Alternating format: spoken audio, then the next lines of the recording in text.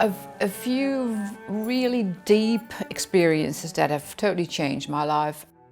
The experience I had in Paris, that was in the early 90s, and I went there just on a holiday, living in Holland. You go across to Paris just a few hours on the train, and I was there to enjoy art.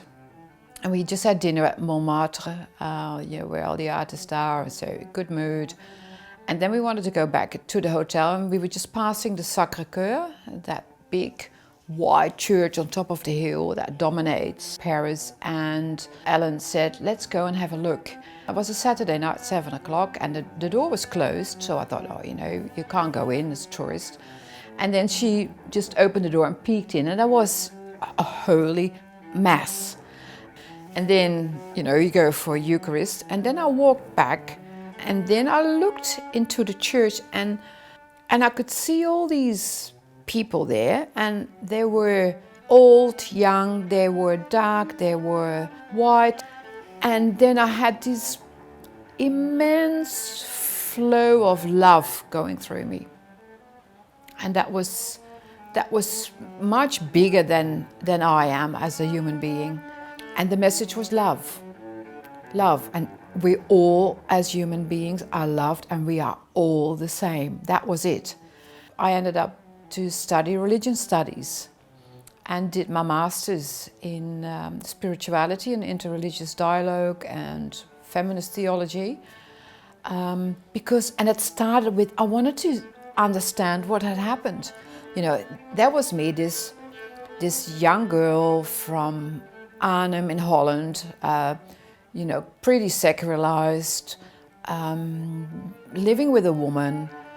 I just finished my social work degree, and then I go to this super Roman Catholic church with all the circus they have, and then I have this totally profound experience of holiness.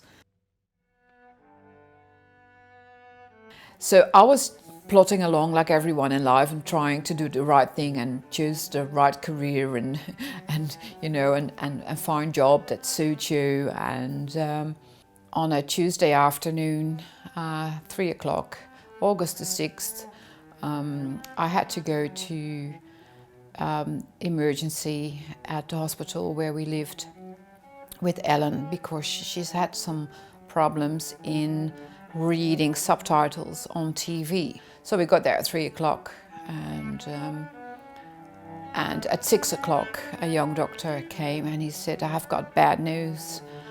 You've got a brain tumor, and we are going to do tests and run you through scans and to locate the primary cancer. And that was, there's no words for what that means to hear. 2 days later, they told us that they had found a primary cancer, and that was lung cancer. And 10 months later, she died of that. Something very dramatic happened at the same time when Ellen was in the hospice. And there I got a phone call of my sister-in-law telling me that my mum had an aneurysm and that the chances were 10% for her to survive. That night she did survive. But 3 weeks later, while she was aware of it, and she was, the doctor asked her where we were gathered around her bed on intensive care, there's nothing we can do for you, and do you want to keep on living or fighting for your life? And she was so weak, so she said no. And then they switched off the machines. So I see the two people I loved most in my life die within 28 days of each other. What we went through together in our relationship, knowing that she was this sick, that she would probably die, looking at what had she done with her life, how did she look back on her life, instigated me to look even more closely to my life That whole process strips you bare to the bone. After Ellen died, I washed her, and I did the same with my mum in the hospital on intensive care, a total different setting, high tech. So the act of washing her dead body that was still warm, as Ellen's was still warm, to me that is the ultimate sacredness of the body and an ultimate love. And I can really cry if I think back about that love.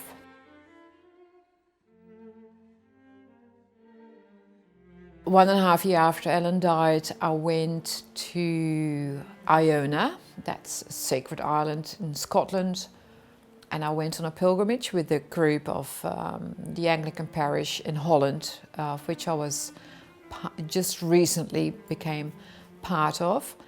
And that is now 4.5 years ago. And as a result of my trip to Iona and her being in a group too, I'm in Australia now. We came on a 5-week holiday first, so I could see, how is it to be together with Pauline and how is it to be here in Australia. When I was on my own and barefooted walked into the Indian Ocean, I just took a deep breath and I felt this connection, just my soul connecting to the place where I am. And I felt Ellen and my mum saying, "You go, girl, this is you." And then I said to myself, I'm doing it. We went back. Pauline gave up her life in Holland. She moved in with me, and together we shifted to live here. One of the most beautiful things that Ellen left me, I could almost say the inheritance of our 21 years together. Just before she died, she said, "I feel carried in God's hand," and her words were, "You cannot fall any deeper than in the palm of God's hands." And you asked me before, what is keeping me going in the hospital?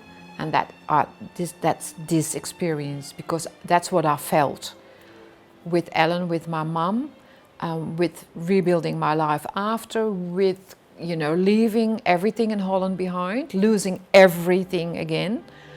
I felt that I wasn't doing it alone. I'm carried because I'm in the palm of God's hands.